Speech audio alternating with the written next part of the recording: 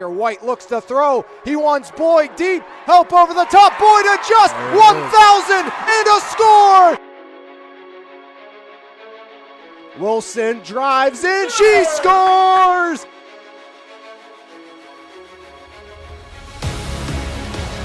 Jensen, Grayson, give and go. Jensen elevates and she slams it down again. Arlo, top of the box, a drive, and he fires it in. As Concannon hammers the back line. Striplings fires it up. Spencer in space. Just got it. Touchdown, Sarah Catholic. Blocks quick out to Martin. Breaks the tackle. Martin cuts far side. There goes Quinton. See you later. One play. Touchdown, Leopards. Quinton Martin for 6 from 36.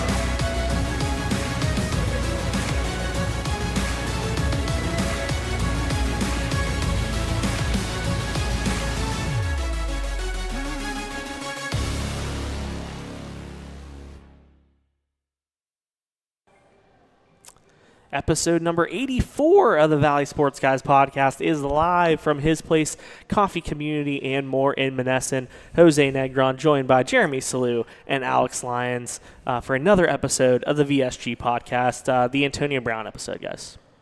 Was that what Everybody we're got going for? CTE. I mean, that's probably why we got on late. Let's just blame it on Antonio Brown. It was It's been a mess to start with, so it's all his fault. Yeah, we apologize for the inconvenience, some technical difficulties early on, but Alex got it all figured out, and we're ready to roll here on another Wednesday, another episode of the Valley Sports Guys podcast, and a lot to discuss, guys. A busy Friday night of football. We'll kind of get started with that, and we'll transition to talking some more local sports here. But huge game Friday night. Thomas Jefferson, a victory over Bell Vernon area, dramatic victory with 3 minutes remaining, a game-winning touchdown pass from Luke Costco to Jason Salmon. 24-19 victory on the beach for the Jaguars. Jeremy, you had the coverage for the Mon Valley Independent, and it was a matchup that did not disappoint. It didn't disappoint, and, the lead of my story is it's all about, we always hear coaches say, there's not just one play that, decides a game, but it seems like every time Bell Vernon and DJ play, it's one play that decides a game. Friday night, it was the muff punt. Willie Schwerha couldn't rein in the punt.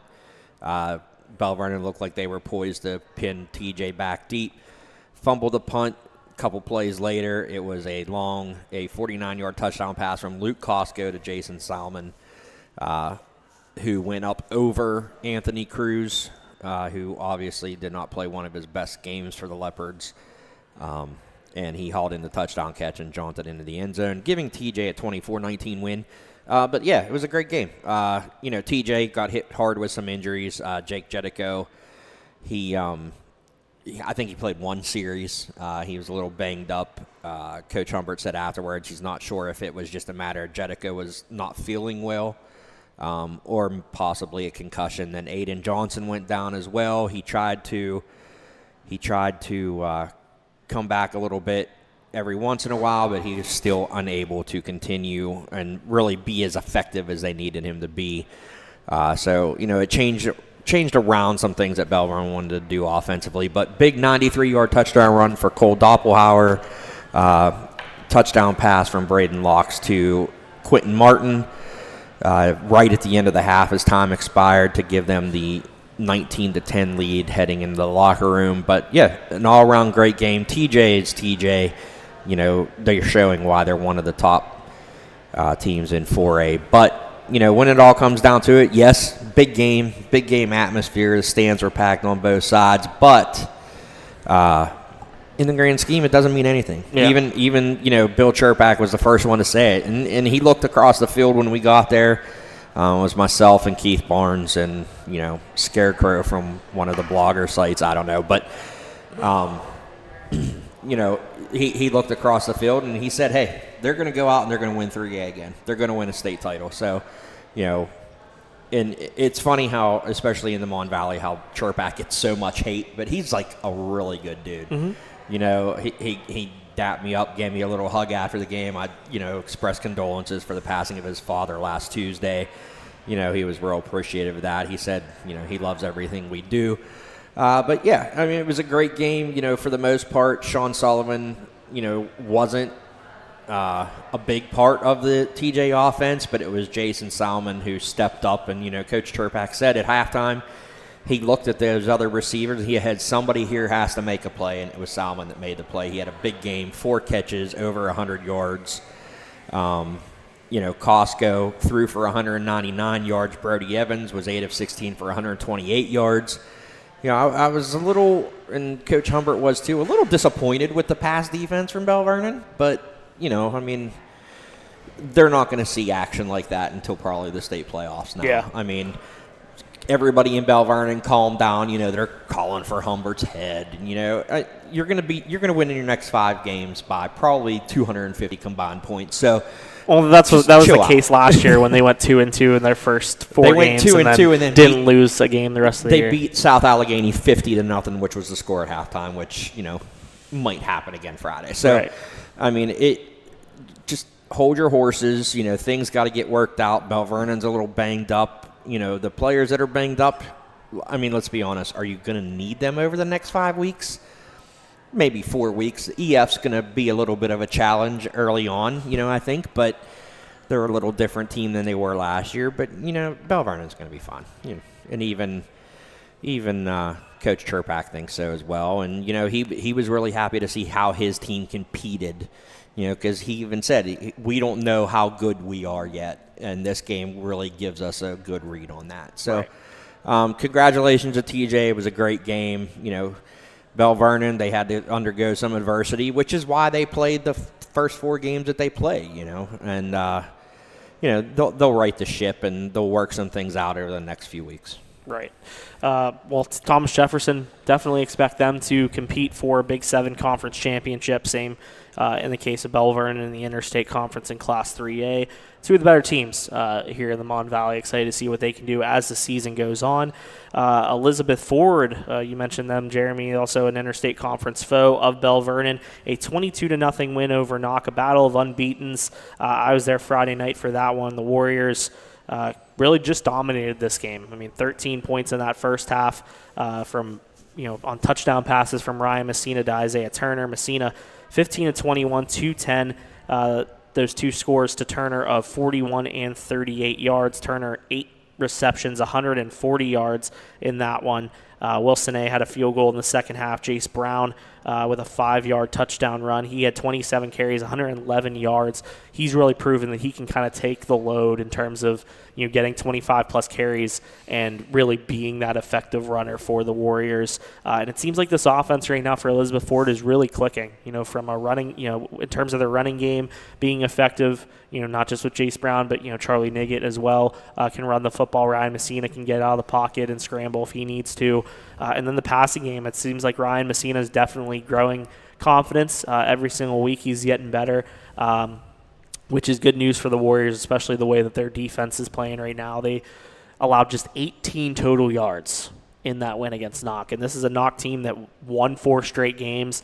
Just a couple weeks ago, they shut out the Southmoreland team that Elizabeth Ford will face on Friday night to open up conference play. So really, I think a very big win for them to close out non-conference play for Elizabeth Ford, being able to beat a team like Knock that was coming in with a lot of momentum. They had one of the best receivers, through the first 4 games in Caden Spencer, and he didn't have a single catch. Isaiah Turner did a phenomenal job on him. Also had an interception. Charlie Melib had an interception. He batted one down at the line and then picked it off. So, right now it seems like EF has done a really good job through the first, 4 or 5 games, being able to start out unbeaten going into interstate conference play. And I think the biggest thing with them is, and like Coach DeMarco said he wanted to do, is we see this season go on, you see Messina taking a bigger and bigger role in that offense. And, let's be honest, when it comes down to it, that last game of the year against Bell Vernon, are they going to be able to run the ball as effectively as they are now? I'd say probably not. They'll still be effective, and they're still going to run. Yeah. But, so that yardage on offense has to come from somewhere, and I think they're building Messina up to that. So, And the kid's only a sophomore. So, and he has a great arm. He has Turner on the outside, Connor Fleming, AJ Grease.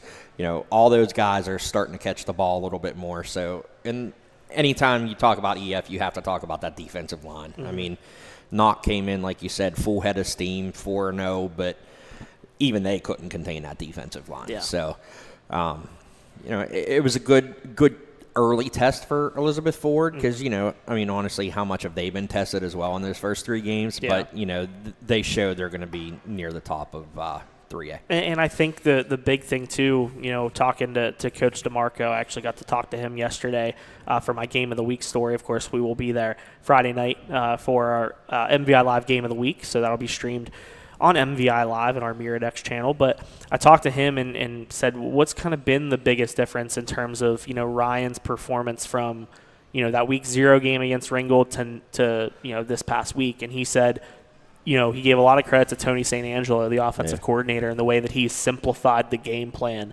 for Messina to have success in this offense. And I think at this point, that's a good thing. You can kind of maybe bring some more into that game plan as the season goes on and, kind of have more in the tank for when you play Bell Vernon in that big game at the end of the season. But right now it seems like, everything's clicking. You mentioned that defensive line. That's going to be the big key this week against Southmoreland is how can the Scotties go up against this defensive line, which is easier said than done for any team that goes up against them. Right. And, Southmoreland got the 1,000-yard rusher in Craggett, but the way that defensive line's playing, they're breaking through and hitting the backfield so fast. Right. That kind of neutralizes what Southmoreland likes to do, and they like to spread it out a little bit. So, and they're going to need Caden Kiefer and Ty Keffer to be on the top of their game as well in the passing game. So it's going to be real interesting to see who. I would assume it will be Turner locked up with. Which one's the quarterback and which one? One of the Kiefer is the quarterback. Ty Keffer is the receiver. But I mean, head coach Tim Bukowski, who we just talked about, a Monessen native, and the architect around all those Clairton teams from years past. He's done a real good job. Nobody kind of expected Southmoreland to start out the way they did, and just looking to the future, they got a heck of a quarterback coming up next year. So. It's going to be real fun to watch to see how he progresses with those. So, I'm looking forward to being there. The Star Mac Bar Buffet will be open this week for me and Mike Darnay. We'll be there to bring it to you in the Trib, in our paper as well. I know Alex will be upstairs above us, with the call up there. So I'm looking forward to heading to EF and watching them for the second time. And that's what I like to do. I saw them in that week 0 game against Ringgold. I'm just reading the stories from the last few weeks, but getting to see the progression, this week is going to be exciting for me. It's definitely a sight to see for Elizabeth Ford. Again, be a battle of the trenches, I feel like, this Friday night as Elizabeth Ford welcomes Southmoreland into Warrior Stadium for their interstate conference opener. Again, Jeremy Salou, Mike Darnay will have you covered on the print side. Alex Lyons will have you covered at the MVI Live Game of the Week. And speaking of MVI Live Game of the Week, we got to talk about this past weekend's MVI Live Game of the Week. California, a 51-20 victory over Monessen. The Trojans with kind of a statement here in Tri-County South play as they were able to close things out with, 26 unanswered points, I believe, in that fourth quarter, 26-28. I got it off the top of my head. It was 23-20 going into that fourth quarter, and then just 28 unanswered. I'm trying to look at the box score, and the 6s and the 8s look very similar. I was going to say, I was trying to think what the score was, but again, trying to also deal with this while we're going on here. But it was interesting. Everybody running the football. Yeah, it was.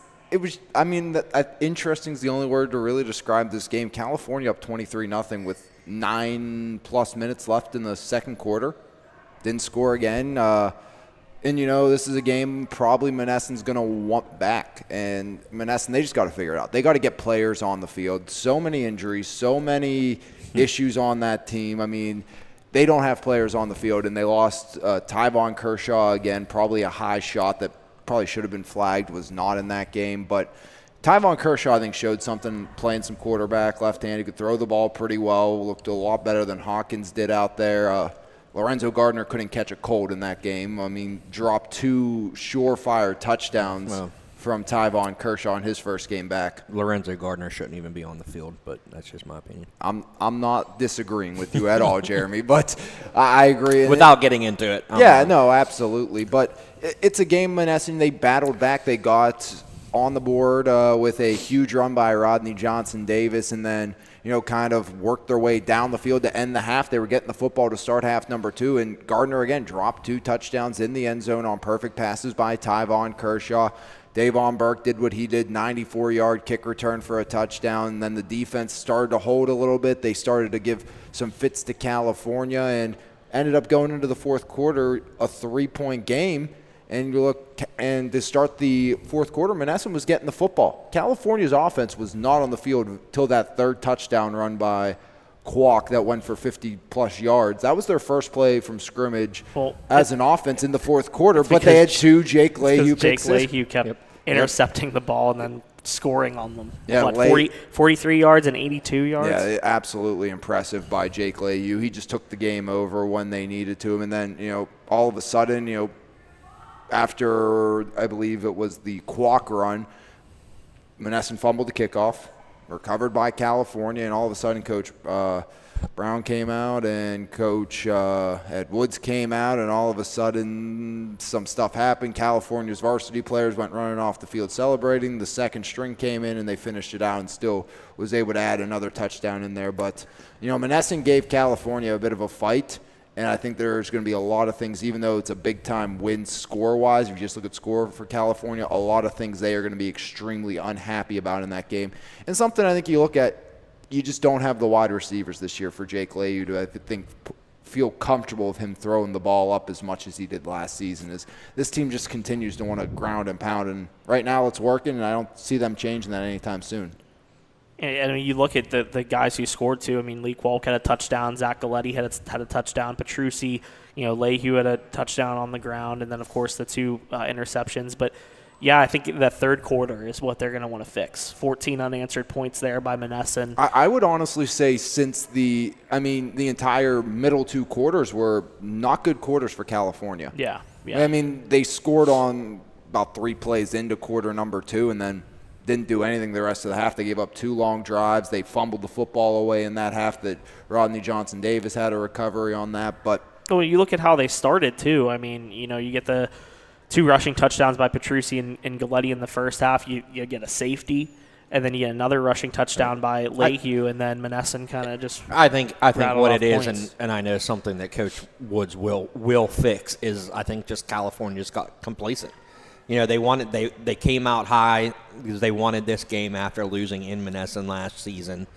And I think there might have just been some complacency there. And now, they had to get their crap together. And, they did in that fourth quarter. It was a good thing because, Monessen started to come back. But and I'm going to also put it out there. Do we think the Greyhounds finish the season? Because I honestly, at this point, do not think they play every game this year. I don't know. I don't know exactly what they're. If you look at the sideline, they had by the end of the game probably 6 guys on the field. They're starting to remind me of old Avella teams, and I think Avella has 13. And they forfeited last week. Yeah, because they didn't have I never want to speculate with that type of stuff. No, but it's just one of those things. This is a team that had the most kids on their roster in about a decade, with 30 coming into the season, right. And all of a sudden you're down to. By the end of that game, number of injuries. Tyvon Kershaw looked pretty serious for the time being. Hawkins wasn't on the sideline to end the game, at least from my standpoint, that I couldn't see him after getting replaced. I didn't know if that was an injury or not. And there was Majors was hurt in that game.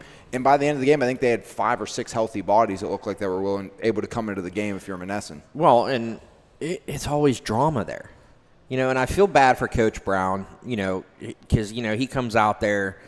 He comes in as a new coach, being a leader of men. He wants to, develop great young men. And then you got these clowns running around getting arrested who, should be kicked off the team. If you want to make a culture and you want to support, the community and you want to build these great young men, then kick them off the team and set an example. I don't care if you have enough players or not. You have to set an example, and it's always drama. And you know what? It starts at the top. It doesn't start necessarily with Brown. It goes above him. It starts with the culture. The culture needed to change, and Coach Brown did a great job of that the first couple years. But now it seems like, they're going back into the same doldrums where are we going to have enough players or, injuries are going to happen in football. There's no doubting that. That's always going to be the case. But, if you can't rely on these kids to show up, to stay out of trouble, to, do everything like a young adult should have to do, then what are you supposed to do? Coach Brown's in a no-win situation. I like the guy a lot. That's, I think, the best way to kind of put it is it's a tough situation for this whole coaching staff. Right, and they're doing their best, but at some point there has to be some responsibility with the players, and there's just not. And it's a far cry from what these programs at Monessen used to be. I mean, all around the culture on all of their athletic teams. I mean, their coaches can only do so much. We see it in basketball with Dan Bosnick. I think he's very similar to Coach Brown. Great leaders, but they're not getting the support at every single level, which they need. Right. And the thing is, too, Coach Bosnick only needs 6 or 7 players. Yeah. Coach Brown needs, 25, and he's just not going to get that now. And, you can't have – and it goes beyond the school district. It starts at home. It starts with parenting. And we're not going to get into all that. But, the school district – and I know they've been trying to do some things better, but, you can't have the district going viral on Snapchat and stuff for a fight in the cafeteria. You know what I mean? And that stuff happens everywhere. It's just a whole society thing. It's not just Monessen. It's happening all over the place. But, and from what I understand, there's changes that have started to be made, at the school district level and everything like that. So you feel bad for Coach Brown, who had all these, high goals coming in, and, he was almost there, and then crap happens, So it's a shame because, I grew up where the old high school used to be, and, it's just not the same, like you said. I don't know. It's a shame. Definitely. I mean, it's a tough situation for sure. I mean, for this coaching staff, for the kids that want to be on the field and are dedicated to helping this program grow.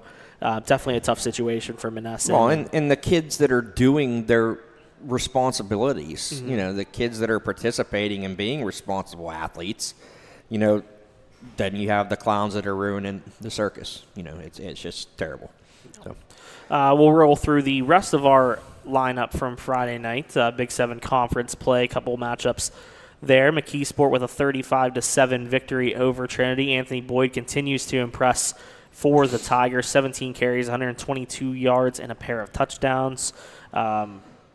Trinity was really shut out throughout this game. Scored once in the third quarter on a 4-yard touchdown run by Jonah Williamson. Williamson, a week after going 200 passing yards, 200 rushing yards, went 12 of 20 through the air with 106 yards and an interception. Yeah. But McKeesport really stingy on the defensive side, scored 28 of their points in the first half and really rolled to this victory. And I was impressed because, I thought the game would be closer than it was. Trinity's a much improved team. Trinity's much improved, anytime you have a kid like Williamson there. But, man, McKeesport, their defense, that defensive line, they always figure it out. How big is that game with TJ going to be? That's going to be huge. It's just going to be a great football game. I think it's fair to say, in terms of conference play, that's going to be the biggest game. Yeah, and then in our area. And then you look, Keemon Spell finding ways to get in the end zone. If it's not on a long touchdown run or punt return, it's a fumble recovery this week. And Garrett Tarker, you got to give him a ton of credit for the way that he's played. It's tough to replace a player like Jamil Perryman, but Tarker has done his job, has run this offense well, and so far so good really for him and the Tigers. And the thing is that you could see that, just looking at the box score, and you could see how disruptive that defensive line was, because you have Williamson, who, like you said, passed for over 200 yards, less than 8 yards per completion. So he was getting that. He had to get that ball out quick against that defensive front. And, obviously, I think that's the formula to beat Trinity now is, get to the quarterback, force him into some mistakes. He had an interception. They had a fumble. But, shout out to McKeesport and that defensive front. Because they're the real deal. And, it's not going to be easy against Thomas Jefferson because Thomas Jefferson knew they were outsized against Bell Vernon, but they use their levers, they use their speed. And that'll be the same situation that Coach Turpak's going to have to deal with against McKeesport. Yeah, you got to give a ton of credit to Matt Miller and his coaching staff. The amount of guys that they lost, it seems like every year they find way. I mean, you're always going to have athletes in McKeesport. I mean, they're everywhere.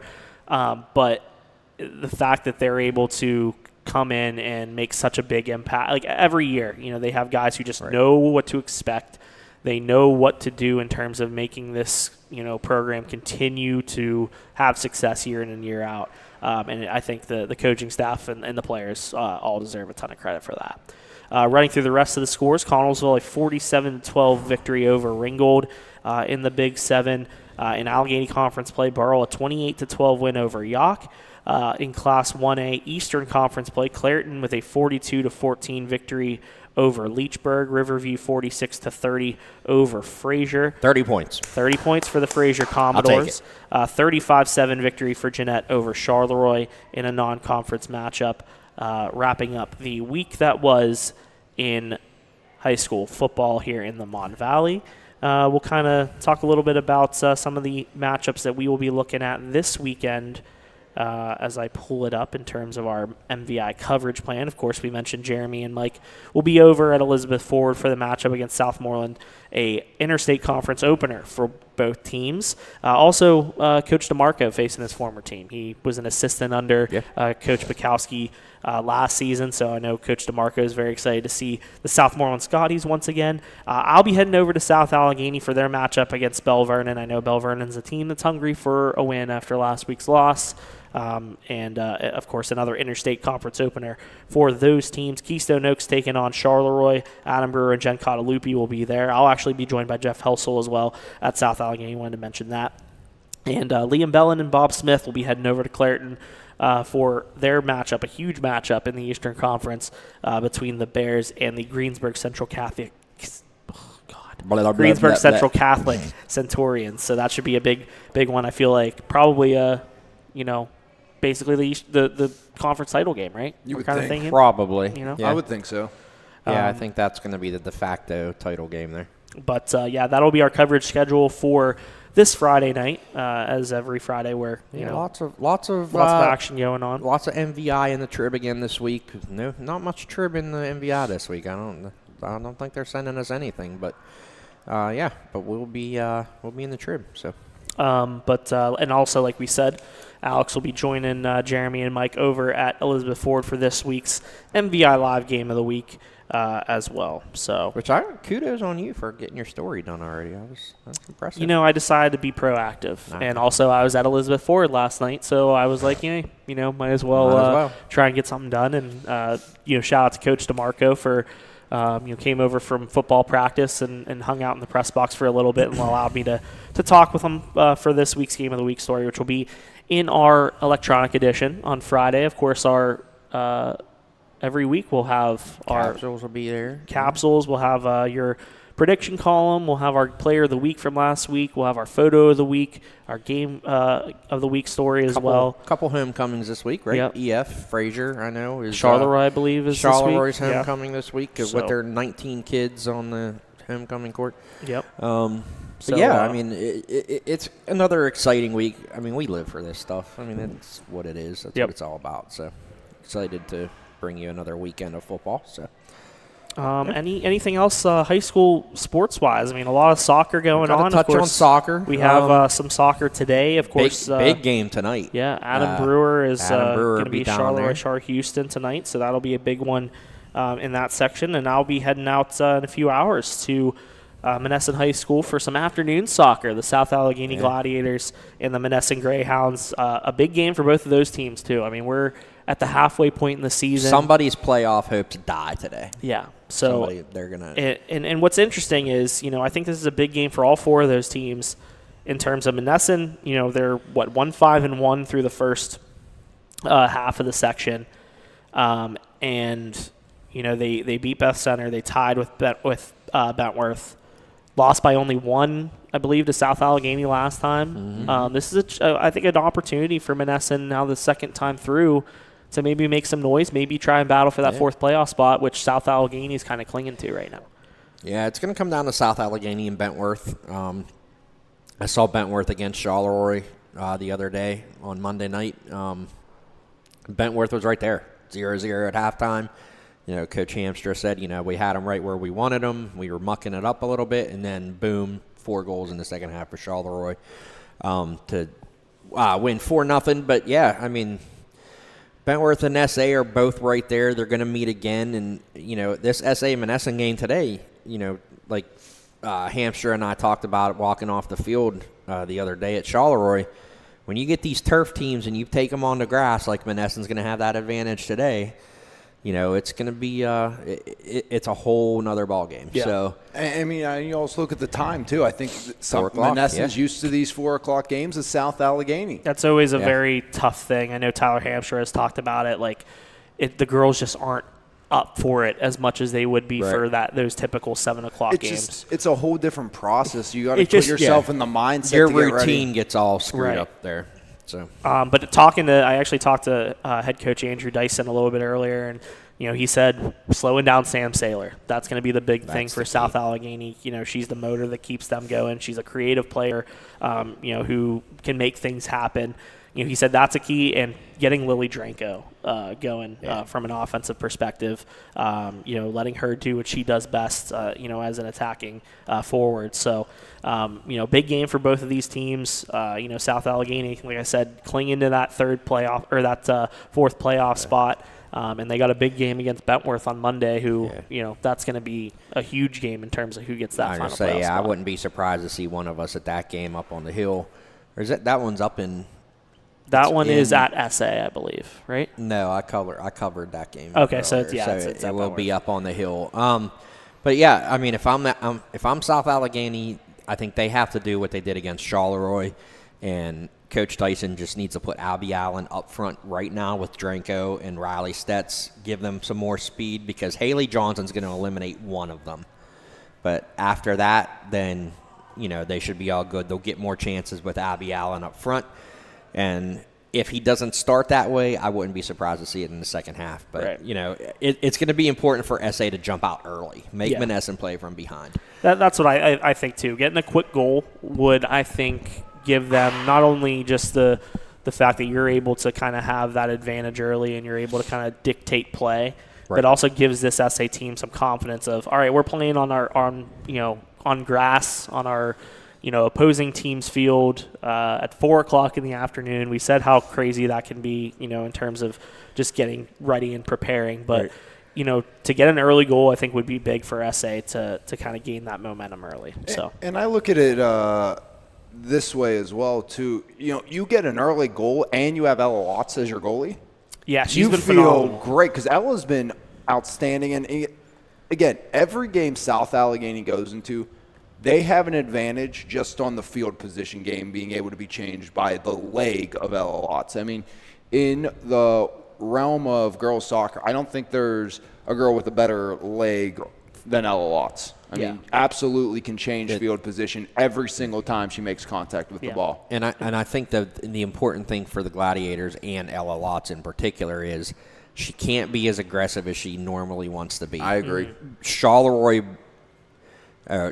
Chad just said Bentworth is at SA. Yeah, so. Andrew Dyson just said that as okay, well. So what I'm thinking is Ella needs to hold her line a little bit longer, because Sam Saylor is the type of player, just like Boots and Bella at Charleroi, that will beat her with a long ball towards the net. Oh, absolutely. Ella got bit a couple of times on that in that SA game, and honestly, it was a difference of the game. But you want your – she just has to pick and choose when she's going to come off her line a little bit. I mean, you want her to be her, too, because, there's a reason. That's part of the reason she's so good. Absolutely. I like the aggressiveness that she shows there. Oh, yeah. But, for sure. like you said, you have to pick and choose, when it's kind of the right time to do that. And I'm sure Coach Dyson, he's worked on that after that. Knows. So, he said he'll make the necessary adjustments after that Charleroi loss. And, I'm interested to see when they come down here to Charleroi to see those adjustments that played out, because they played Charleroi pretty tough. It's just Charleroi got a couple quick strikes, and like I said, the couple long balls that beat Lotz, going back to her line. So, that game should be a whole nother game as well. So we'll see. We'll see what happens. Like you said, it all starts today. Those two teams. Monessen on the outside looking in. If they want to go to the playoffs, they have to win this game. Right, and then Monessen's a team fully capable of making the playoffs, but also spoiling some things for some people as well. So and anytime you have a player like Sammy Saylor, you have that. Yeah, for sure. Moving on, we've seen some really good other girls and boys soccer teams. Anybody that's kind of surprised you up until this point? We're now the midway point of the I don't think it's a surprise, but I was kind of surprised that Charleroi had a 12-day layoff in between games, but they came back and, whipped up on who they play yesterday? California 7-0. So I think the rest is going to do them well, though. I mean, they've still been practicing. They were practicing Monday night when I was there for the girls' game. Coach DeCole's not going to let them just relax, but they're the hunted. They're ranked high in the state rankings. They're ranked high in the, obviously, believe they're number 1 in the WPIAL according to some other rankings. So, they just got to stay the course and keep prepared for everybody's best shot. And, that game at Bentworth, again, getting them on grass, it could slow them down a little, but I just think they just have way too much offensive firepower. Yeah, no, I agree. I had I've had a lot of overtime games lately. I think that needs to kind of stop. Ties are stupid. Ties are stupid. let me tell you. But I had a scoreless tie after 2 overtimes on Thursday. Thomas Jefferson, Bethel Park. Phenomenal game between two very, very good teams. And then last night, Elizabeth Forward sneaks out a 3-2 win over Steel Valley. I know it wasn't the most ideal performance for the Warriors. I actually wrote this story twice last night, so that was cool. You did. I'm still trying to figure out what the heck happened. I have no clue. Because it said you updated it at 10:30. Yeah. And it was like 2 cents. I'm like, uh-oh. Yeah, that was not the best. I was not in the best of moods last night whenever I was writing my game story from last night's game for the second time. But Elizabeth Ford, not the ideal performance for them, but they're able to escape with a win. Carson Ruffing with the game-winning goal with just over a minute left in that second OT period. They're able to escape without having to come away with a stupid tie. Big win for the Warriors. They got a big win tomorrow. We just want PKs. Just go to PKs. Just go to PKs. Ties are dumb. 10-minute overtime PKs. Ties are dumb. I actually mentioned in the press box, I was joking, kind of, that I think that in the second overtime, players should just be able to use their hands. So if the WPIAL is watching and they want to enact something like that. I will say one thing. Let's get on the bandwagon here and shout out to SA and Charleroi and not Monessen with the 4 o'clock games. I don't like those, but can we just go the football route and start these games at 7 o'clock and not 7:30? That'd be nice. It's so late, and then that's why you at least you covered some really good soccer games. They were just all 7:30 games. Yeah. It's just help the media out. Yeah, that'd be helpful. Appreciate that. A lot of stuff going on, guys. We got a lot of WPIAL golf qualifiers. Yeah, Maya Morgan doing her thing. Maya Morgan is doing her Kid's thing. Special. You got Maggie Allen from Thomas Jefferson on the boys' side. 7 area golfers that have qualified for the final round. 3 of them from Bell Vernon. 4. 4? They got 4. They got 4? 4 out of their starting 5 usually, yeah. Oh, wow. I only counted 3 whenever I... Bellissimo, Rogan Maloney, Tomalski. There's another one. God. Yeah. We're Macello. Macello. Yeah. Macello's the other one. And then Aaron DeJunis finished second, I believe, in the first round. Yep. Who else we got? Nixon Erdely from Nixon Fraser. Erdely finished second. He finished ahead of DeJunis, I think, didn't he? He finished even par. Oh, did he? I thought that DeJunis finished second. And a little birdie told me he probably would have finished higher had he not 4-putted the last hole. Okay. So, Josh Nesky from South Allegheny. Elliot Linhart from Charleroi. And there was one more, wasn't there? No, I think that was I was thinking of Nesky. That's right. Yeah. I want to make sure we included him. A lot of local golfers that are really excelling at the individual level. Shout out to the coaches that have been sending us results. I know it's tough for us to get the golf matches. Hopefully we can try to get to some of the individual championships. But I mean, it's nice the team championships at the AA. It's at Cedarbrook this year, which is backyard. Can we not have to drive to Butler this week or next week for the championships? That would be nice. That'd be nice. That, and then that kind of throws a wrench into we might not be able to get there. But our friends at the Trim help us out. I know. I know Maya Morgan. The finals are at Diamond Run in Sewickley. Coach Corona is going to help us out, get us a photo, and at least Whippeal has developed the live scoring, so that helps us because throughout the day we could kind of start writing a little bit.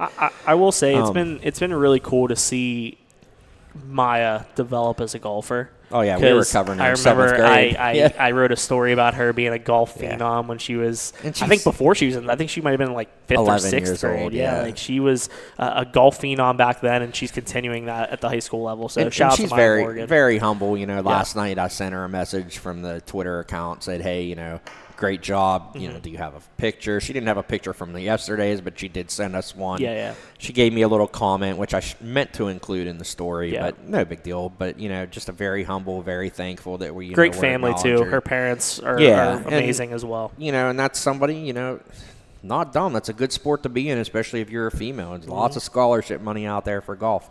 I believe she wants to play at Duke, right? I think that's what she always said. She wanted to play at Duke. Yeah. So I mean, listen. I would not say that's out of the realm of possibilities. So, congratulations to Maya and all of our local golfers on your success, and we wish them all the best of luck as the final round gets going next week. So, what else we got? High school wise, hockey started, right? No, Thursday. Not yet. Thursday. A week from Thursday, October 5th.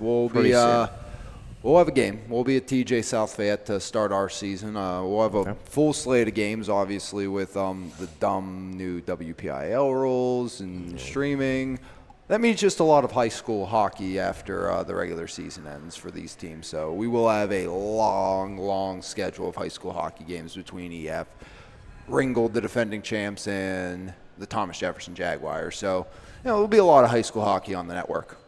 And it just never ends. No. We just go from one season to another. We love it. And high school hockey takes us right into basketball season which Shootout Classic? Shootout Classic will be at Charleroi High School. Big fan of that. Breaking news. Big fan of that. December 1st and 2nd. We finalized that this week, so we'll be heading there for the Shootout Classic. Trying to think. Third year back else with the Shootout Classic. Yeah. So it should be pretty exciting. I'm sure we'll probably talk about that at our meeting tomorrow. We're going to start meeting to get the matchups. I know, like, Janice from Bell Vernon asked who we're playing. I don't know, Well, who's now like we a get to third? that Who's part. like a third of Bell Vernon playing? Right. But, I mean, there's some winnable games there for them. And you still are going to have Zion. You're going to have Zion scoring 800 points. So, that's because didn't he start with like 40 and 40 last year? I think those he did. games, something like that. Yeah. Right. So, before we move on to talking a little bit about our Don't pro even sports start and your stuff. crap with the No, let's just talk about it. Let's Hey, talk about I didn't what's even going look, on. I didn't even look at the update. I'm surprised that I'm still sitting where I am because I knew I had a bad week. Everybody's really tight. It's is. tight. Jeremy, games. This is 4 Jeremy's games fault separating. because Jeremy's picked some tough ones this year. You have compared to last year. It's You've also keep inviting people to join, and I'm like, am I ever not going to finish last? I mean, Nope. You're just adding more people onto this. Listen, I don't care if I finish second to last, third to last, as long as I don't finish last. Well, actually, I don't mind finishing last because I get a trophy. Technically, you're not last. Me and you are tied, but I'm going to put you last in the standings just so you feel better. I mean, if you go alphabetically, that's disappointing. But we'll run down the standings. Why not? After a 9-6 week, Liam Bellin is currently in the lead with a 38-22 record. Alex, Bria Rathway, and Bella Corrado all tied at 36-24 at 8-7. but I'm the only one picking myself. An 8-7 week for Right. Alex. I'm the A only one 9-6 picking myself.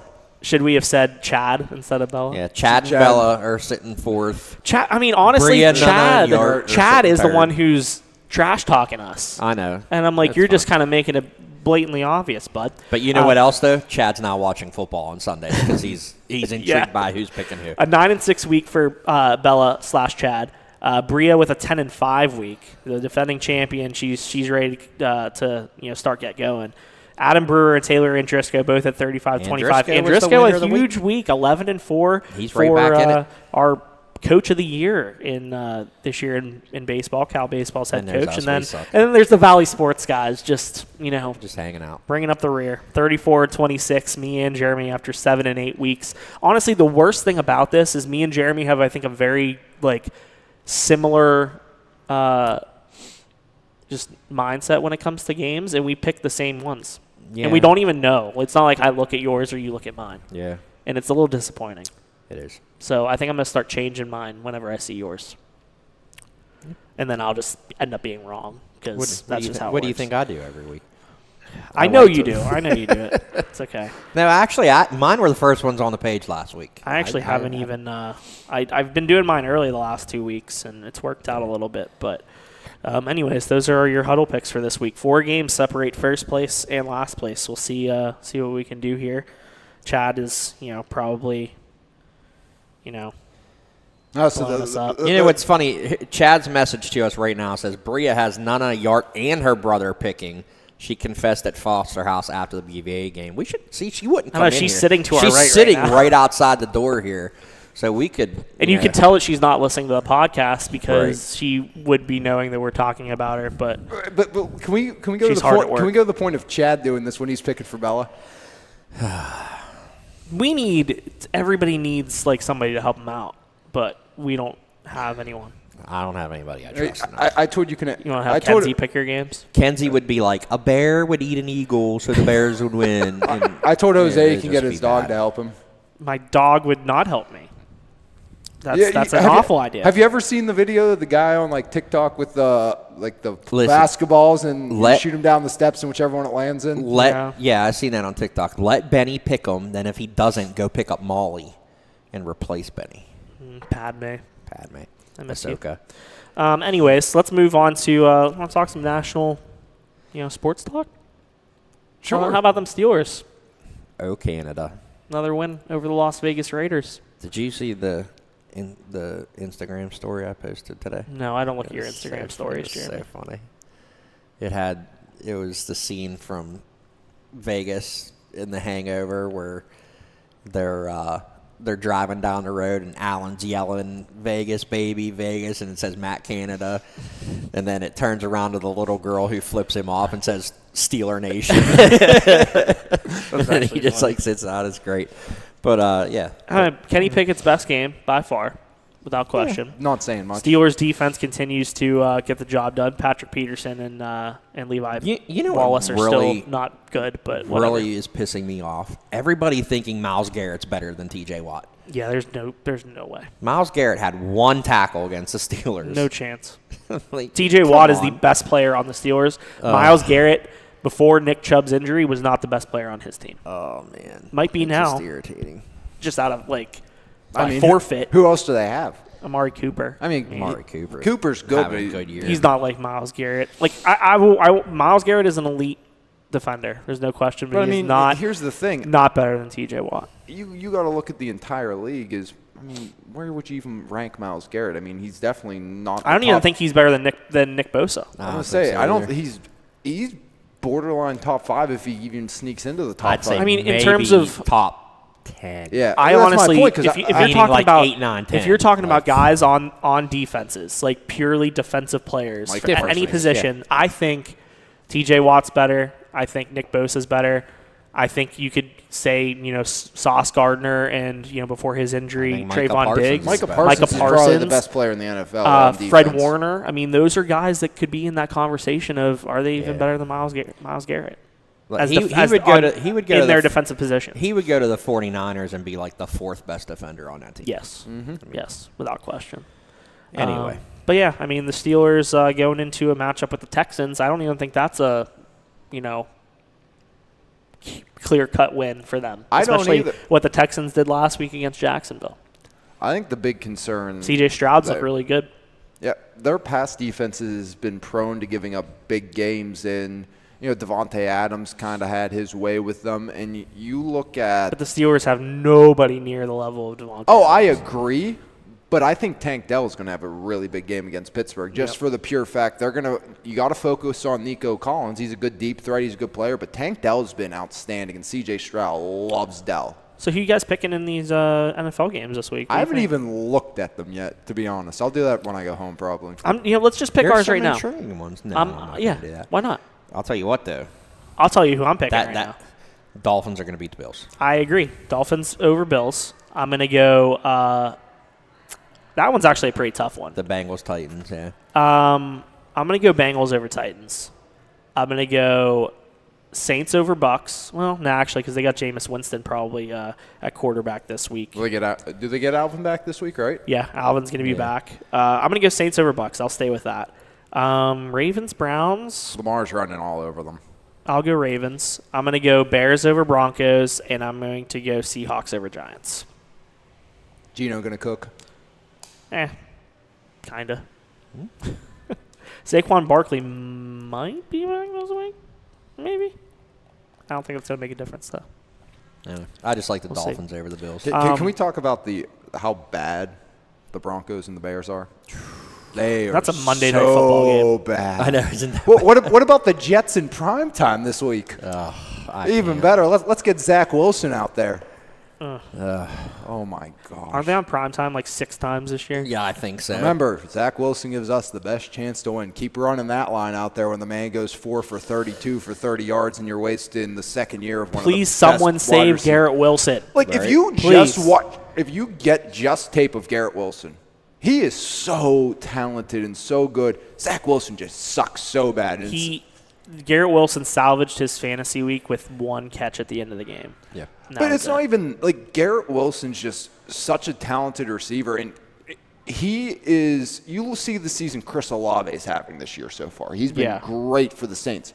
Garrett Wilson, I think, is better than Chris Olave, and he has Derek Carr thrown to him. That's not that great of a quarterback.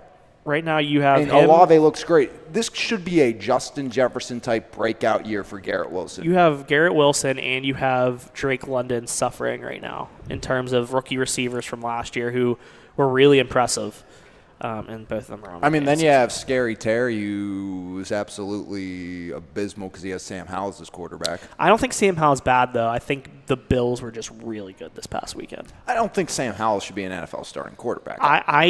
Kenny Pickett shouldn't be an NFL starting quarterback either, but here we are. We're in that weird in-between phase, I feel like, of NFL quarterbacks, that you're going to eventually get like a bunch of superstars come in and half these guys in the league are going to be out. Someone told me this week that maybe the Jets should call the Steelers about Mitch Trubisky. They should know. You know what the Jets should do? They should call the Vikings and get Kirk Cousins. They're 0-3. Why do you want Kirk Cousins at this point? Just tank. Go get yourself a Caleb Williams or a Drake May for next year. Make Justin Jefferson Not happy. a bad idea. And also, I mean, you have Nick Foles as the backup quarterback, I have learned, in Minnesota. So you wouldn't exactly be tanking because I feel like Nick Foles can do a serviceable job, you know. He can do better than Zach Wilson, I'll tell you that. Man, if Kirk Cousins goes to New York and he's throwing to Garrett Wilson. Could you imagine Sauce Gardner with Kirk Cousins on the same team, get him all that drip again like last year? Kirk Cousins deserves all the drip he can get. You know who sucks right now? The Jaguars, though.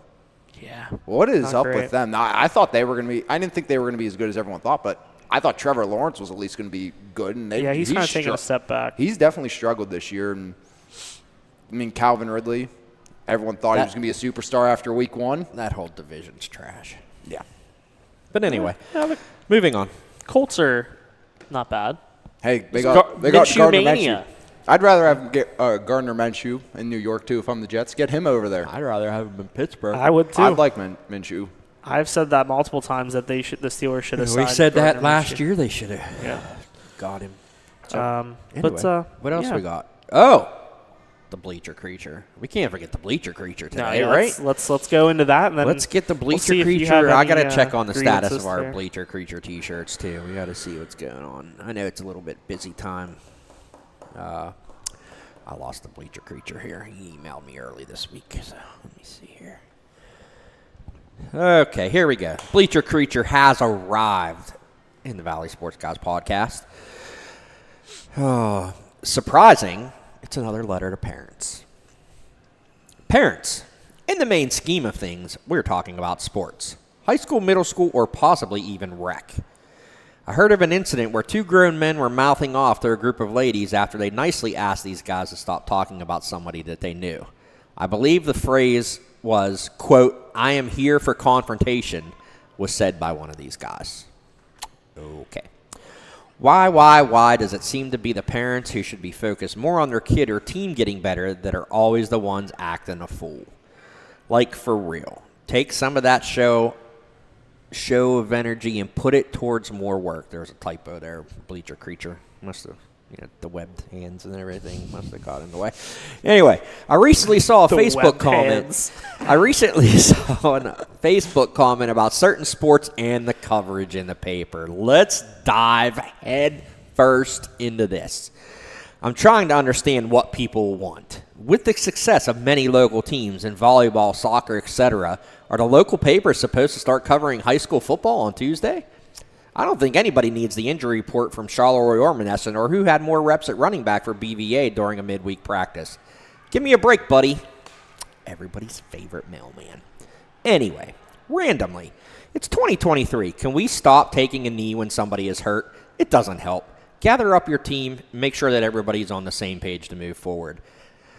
Parents, talk to your kids about accountability. Oh, didn't we just talk about that? Yeah. Anyway, it's important for kids to understand this as they move through not just sports, but life. How does Gobble get to pick and choose who they play in soccer? Never mind, by the looks of some of those scores, it doesn't matter anyway. Until next week, sincerely, the Bleacher Creature. Man, can you imagine what it looks like when with the webbed hands, them typing? Yeah. It's crazy. Maybe you start using Siri, just talk it out. Yeah, maybe. And maybe that's what happened. That could be happened. But shout out to the Bleacher Creature for another riveting chapter in this. And the Bleacher Creature subscribes life. to the Mon Valley Independent, which is something you should all do. Absolutely. And yeah, we cover soccer. We cover volleyball. Holy crap, we had a tennis story the other day. Shout out to Gabby Ducey for winning the Whippeal title. And we didn't even get any nasty grams. I'm kind of disappointed, but we didn't get any nasty grams about our tennis coverage. I like when you don't get nasty grams because then you send me the emails that you want to send back. Yeah, but when I get permission from the boss to actually send it back, it's great. Yeah. Yeah, but we cover volleyball, soccer, Listen, nobody cares what you think. I wish we could go everywhere at once. It would make it a lot easier. Like, if we had beats, it'd be very easy. Right. But, when it's only 2 of us and then a couple freelance raiders, really one freelance raider. Considering the person that this Bleacher Creature is talking about was a freelance writer. Yeah. Considering, they should know. But it's okay. Let's just make sure. Keep doing what we do. Let's just make sure everybody gets their Giant Eagles ads on time this week, because everybody needs that gas money for get-go. Mm-hmm. So you just huff it up the hill and do your job, buddy. Anyway, we're just going to keep doing ours. Yeah, and that's all we can do. We appreciate because we're all the doing it support very well, whether you like it or not. Yeah, we feel good about what we do, and we feel good about the job that we do, and the support that we get, is unwavering. So, and if there's any other questions or comments you may have, to quote Coach Prime, I'm not hard to find. No, he's right here. I'm right here. Every Wednesday. I unfortunately find him all the time, and it's like I try to avoid him, but it doesn't work. Yeah. Speaking of Coach Prime, they got whooped this week. That was nice to watch. They did. You saw my TikTok, right? I did. And you know what? They needed that. I might as well have just They done needed that that because, man, did Oregon let it all out. Oh, they let it all out. They let it all out. Well, you saw some of the pregame videos. That's what I'm talking about. They just let it all Listen, out and there. I know that happens at every school. Like, I get Right. it, but, Colorado needs to earn that, I feel like. It just, they haven't beaten anyone to this point. That TCU team, not the same TCU team as in the national title game last year. They need to earn that. I feel like they got a wake-up call, tone it down a little bit, and then, we'll see if you're legit. I love the swagger. I do. I like Coach Prime, what he's doing. He is revolutionizing from a coaching perspective. Yeah. He went in there and he cleaned house. He got talent there. Coach Prime, the thing is, they don't have an offensive line. They don't have a defensive line. They got skill everywhere. Well, Coach Prime doesn't even know who his starting center is. So Right. So once in a couple years, when he gets that there, if he doesn't leave there to go somewhere else, they'll be all right. But I just, But- and you know what? It's too much hype right now. They got humbled. Way too much hype. they got humbled, and he was good about it.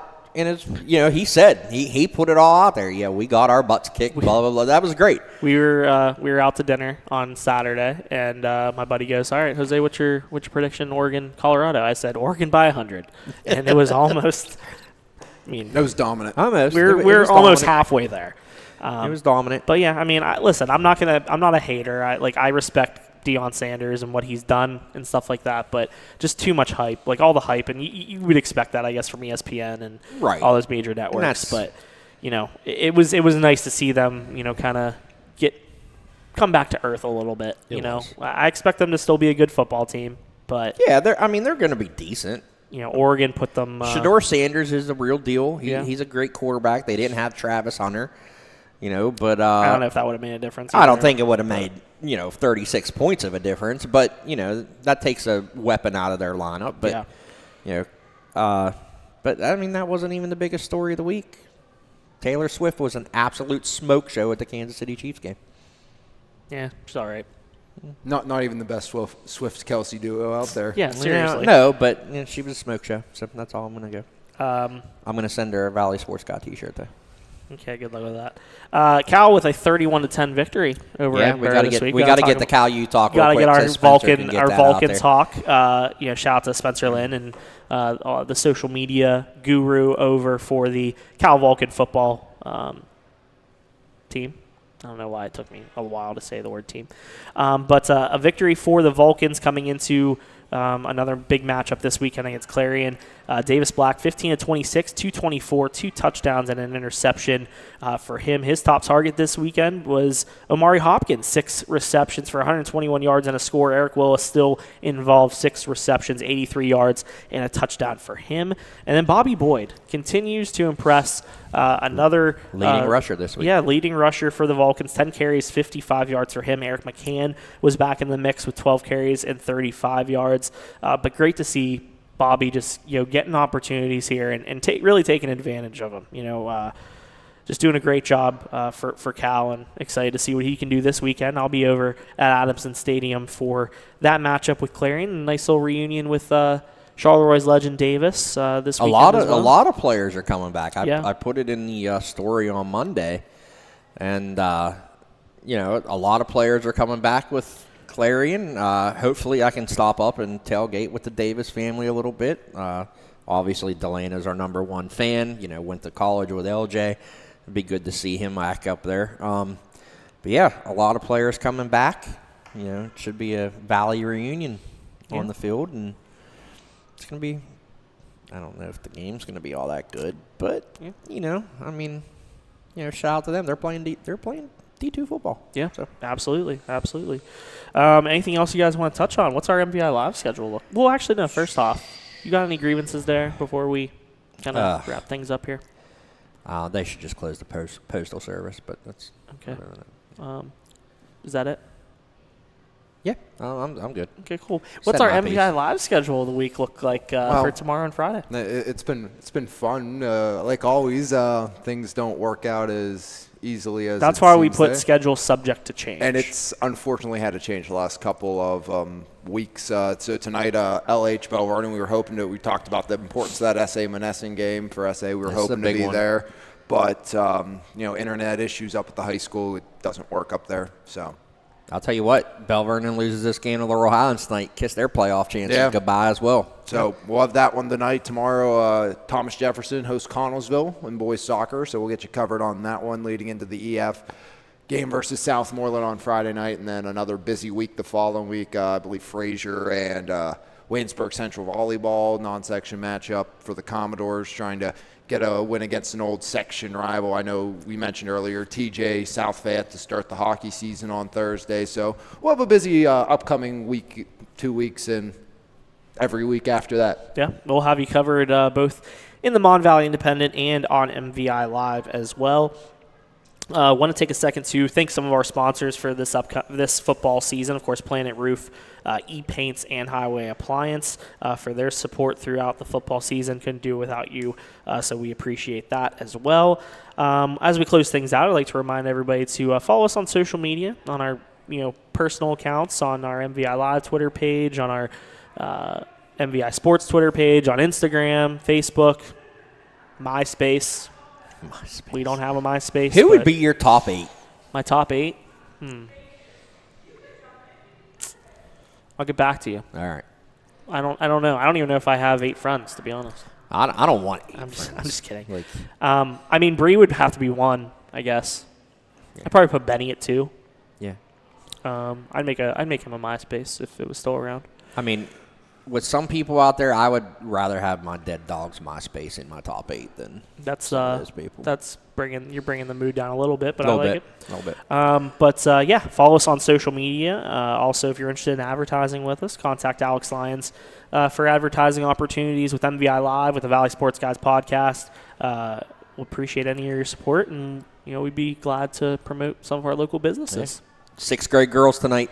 Yep. Taking it to Burgettstown, wearing the icy whites. I'm glad you spelled Burgettstown right in your graphic. Spelling, yeah. Oh, don't even go there. I thought you were going to put Burgettstown with an H. Yeah, so maybe. I was very happy with that. So, yep. Any parting words, boys, as we wrap things up? Time to lay off the sauce in the graphic department. Anyway, yeah, I'm good. Okay, I'm good. Sounds good. All right. Let's wrap it up then. For Jeremy Slew, I'm Alex Lyons. He's Alex Lyons. That's 2 weeks in a row you want to be. That's 2 weeks in a row. I want to be Alex. Everybody wants to be like Alex. Yeah. I don't know why. You don't want to be like me. For Jeremy, for Alex, I'm Jose Negron. Enjoy the rest of your Wednesday, everybody. We'll see you back here for episode number 85 of the Valley Sports Guys podcast.